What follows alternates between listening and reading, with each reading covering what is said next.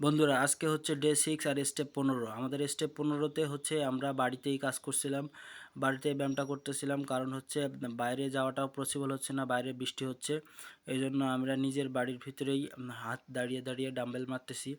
আজকে তেমন কোনো ব্যায়াম করব না, আজকে শুধু এই ডাম্বেলই মারবো। আর হচ্ছে আর আর দুই একটা ব্যায়াম যদি দাঁড়িয়ে দাঁড়িয়ে করা সম্ভব হয় তাহলে করব, কারণ বাইরে শ্যুট করতে যাওয়াটা আজকে পসিবল হচ্ছে না।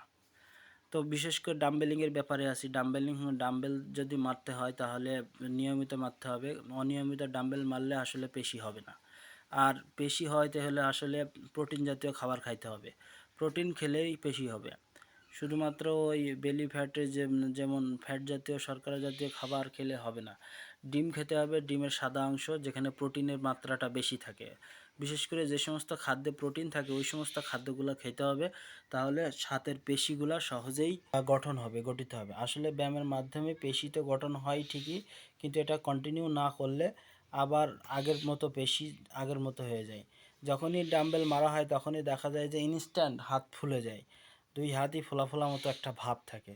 বিশেষ করে যারা জিম করে তাদের এই যে হাত ফোলা ফোলা ভাবের কারণ হচ্ছে তারা ডাম্বেল দেয়, ডাম্বেল মারে এবং হাতের প্রচুর ব্যায়াম তারা করে। শুধু ডাম্বেল যে মারে এমনটা না, তারা অনেক ধরনের ব্যায়াম করে।